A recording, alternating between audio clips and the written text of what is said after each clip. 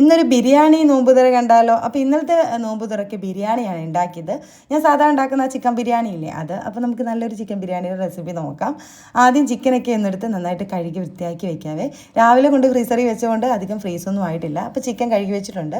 ഇനി സവോളയൊക്കെ ഒന്നെടുത്ത് അരിഞ്ഞ് വെക്കുകയാണ്. ഞാൻ ചെറിയൊരു ചിക്കൻ റാപ്പ് ഉണ്ടാക്കുന്നുണ്ട്. അതിനും കൂടെ വേണ്ടി സവോളയാണ് അരിഞ്ഞ് വെച്ചത്. ഇനി നമുക്ക് മസാല ഉണ്ടാക്കാം. ഒരു പാത്രത്തിൽ ഓയിൽ ഒഴിച്ച് കൊടുത്തു. അതിലേക്ക് സ്പൈസസ് ഒക്കെ ഇട്ട് കൊടുത്തിട്ടുണ്ട്. എന്നിട്ട് ഇഞ്ചി വെളുത്തുള്ളിയും പേസ്റ്റ് ഇട്ട് നന്നായിട്ടൊന്ന് മൂപ്പിച്ചെടുത്ത് സവോള അരിഞ്ഞത്, പച്ചമുളക് നീളത്തിൽ കട്ട് ചെയ്തത്, പിന്നെ കറിവേപ്പില ഉപ്പും കൂടി ഇട്ടൊന്ന് വഴറ്റിയെടുക്കാം. പിന്നെ ചിക്കൻ്റെ റാപ്പിന് വേണ്ടിയിട്ടുള്ള ചിക്കനൊക്കെ ചെറുതായിട്ട് കട്ട് ചെയ്ത് മസാലയൊക്കെ തേച്ച് വെച്ചിട്ടുണ്ട്.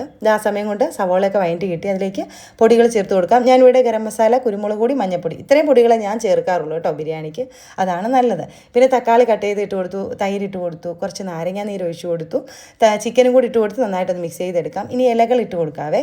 പിന്നെ കുറച്ച് ഉപ്പും നെയ്യും കൂടി ഒഴിച്ച് നന്നായിട്ട് ഇളക്കി ഒന്ന് അടച്ച് വെച്ച് വേവിച്ചെടുക്കാം. മസാല വേകുന്ന സമയം കൊണ്ട് ഞാൻ വിചാരിച്ചു കുളിച്ചിട്ട് വരാം. അങ്ങനെ ഇന്ന് അവധി ദിവസമായതുകൊണ്ട് മക്കളുടെ തലയിലൊക്കെ എണ്ണ തേച്ച് നിർത്തി കുളിപ്പിക്കുന്ന ദിവസമാണ്. അപ്പോൾ ഇപ്പം മക്കൾക്ക് യൂസ് ചെയ്യുന്നത് ഈ ആയുർവേദിക് എണ്ണയാണ്. അലങ്കൃതയുടെ ആയുർവേദിക് ഹെർബൽ ഓയിലാണ് കേട്ടോ. ഇതാകുമ്പോഴത്തേക്കും താരനും മുടി കൊഴിച്ചിലിനും ഒക്കെ അടിപൊളിയാണ്. 299 രൂപ ഉള്ളൂ ഈ എണ്ണയ്ക്ക്. ഒരുപാട് ദിവസം കൊണ്ട് ഞങ്ങളിപ്പോൾ ഇതാണ് യൂസ് ചെയ്യുന്നത്. എന്തായാലും ആ ഒരു താരനൊക്കെ നല്ല മാറ്റമുണ്ട്. അത് കഴിഞ്ഞ് അവരുടെ എണ്ണ ആ ഒരു ഷാമ്പു ഇട്ടിട്ട് വേണം നമ്മൾ മുടി വാഷ് ചെയ്ത് കളയാനായിട്ട്. അങ്ങനെ ഞാനും കുളിച്ചു, മക്കളെയും കുളിപ്പിച്ചു. നിസ്കാരവും ഓതലും ഒക്കെ കഴിഞ്ഞതിന് ശേഷം വീണ്ടും കിച്ചണിലേക്ക് കയറി. ഇനി നമുക്ക് ആ ചിക്കൻ റാപ്പിനുള്ള ഒന്ന് റെഡിയാക്കി വെക്കാം. മയോണൈസും റെഡിയാക്കി എല്ലാം റെഡിയാക്കിയിട്ട് ചിക്കൻ റാപ്പ് ചെയ്ത് വെക്കുകയാണ് കേട്ടോ. നല്ല അടിപൊളിയായിരുന്നു ഈ റാപ്പ്. ഇതിൻ്റെ റെസിപ്പി വേണമെങ്കിൽ കമൻറ്റ് ചെയ്താൽ മതിയേ. ഇനി നമുക്ക് ചോറൊന്ന് വേവിച്ചെടുക്കാം. ഞാനിതാ ജീരകശാല റൈസാണ് എടുത്തിട്ടുള്ളത്. നന്നായിട്ട് കഴുകി ഒന്നൊരു 10 മിനിറ്റ് വെള്ളത്തിലിട്ട് വെക്കാവേ. എന്നിട്ട് ഇതാ ഞാൻ നെയ്ച്ചോറ് പോലെ വറ്റിച്ചെടുത്തിട്ടുണ്ട്. നല്ലൊരു പെർഫെക്റ്റ് നെയ്ച്ചോറിൻ്റെ റെസിപ്പി അറിയത്തില്ലെങ്കിൽ ഒന്ന് കമൻറ്റ് ചെയ്താൽ ഞാൻ DM ചെയ്ത് തരാം കേട്ടോ. ഇപ്പം നെയ്ച്ചോറിൻ്റെ റെസിപ്പിയും കൂടെ കാണിക്കാൻ ഈ റീലിൽ സമയമില്ല, അതുകൊണ്ടാണ്. അങ്ങനെ ഇതാ ചോറൊക്കെ വേവിച്ചെടുത്തിട്ടുണ്ട്. ഞാൻ റോസ് കൈമാ റൈസാണ് കേട്ടോ ബിരിയാണിക്ക് എടുത്തിട്ടുള്ളത്. അതാണ് ടേസ്റ്റ്. ചോറ് വേവിച്ചെടുത്തിട്ട് നമ്മുടെ മസാല റെഡി ആയതിൻ്റെ മുകളിലേക്ക് സാധാരണ നമ്മൾ ദം ചെയ്യുന്ന പോലെ ദം ചെയ്തെടുത്തു.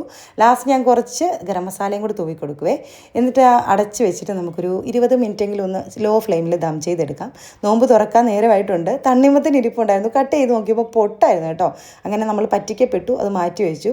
എന്നിട്ട് ഞാൻ വിചാരിച്ചു പെട്ടെന്നൊരു ഷെയ്ക്ക് അടിക്കാം. എനിക്ക് മാത്രമേ ഉള്ളൂ നോമ്പ്, മക്കൾക്ക് നോമ്പില്ല കേട്ടോ.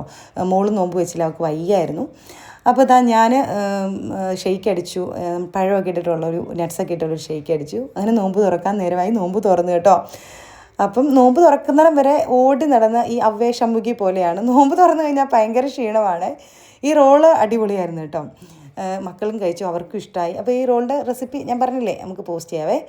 പിന്നെ ഇതാ ബിരിയാണിയൊക്കെ സെറ്റായിട്ട് ഇരിപ്പുണ്ട്. സത്യത്തിൽ അപ്പോൾ റോള് കഴിച്ച് വയറ് നിറഞ്ഞു. പിന്നെ അത്താഴത്തിനാണ് കേട്ടോ ബിരിയാണി കഴിക്കുന്നത്.